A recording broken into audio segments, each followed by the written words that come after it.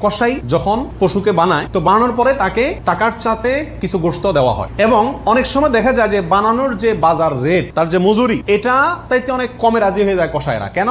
কারণ তারা জানে গোশত 5 কেজি দিলেই তো 2-2.5 টাকা এসে গেল, অতএব এক্ষেত্রে যদি আমাকে টাকা একটু কমও দেয় অসুবিধা নাই। এই ভুলটা ঘরে ঘরে হয়ে থাকে।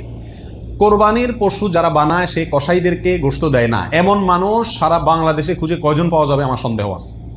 কোরবানির মধ্যে সবচেয়ে বড় দাগের ভুলগুলোর ভিতরে এটা অন্যতম।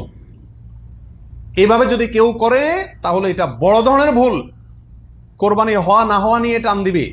নবী আলাইহিস সালাম পরিষ্কার ভাষায় বলেছেন যে তোমরা কসাইকে জাজ্জারকে কোরবানির পশুর কোনো কিছু দিবা না, তাকে আলাদা টাকা দিবা, তার মজুরি যেটা সেটা দিবা।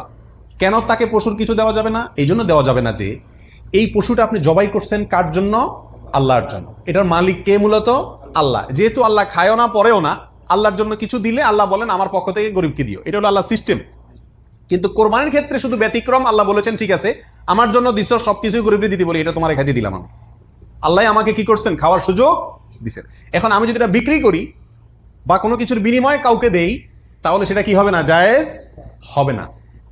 কোরবানির পশুর গোশত যদি আপনি জাজ্জারকে দেন, কসাইকে দেন, তাহলে কেমন জন্য আপনি তার পরিশ্রমের বিনিময়ে তাকে এই অংশটা তাকে বিনিময় হিসাবে দিলেন, পারিশ্রমিক হিসাবে দিলেন, তাহলে বিক্রি করার মতো হয়ে গেল।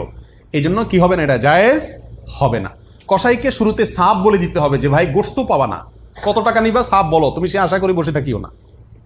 2 টাকা বেশি নাও কিন্তু আমি তোমাকে গোশত টোস্ত বা কোনো কিছুই দেবো না।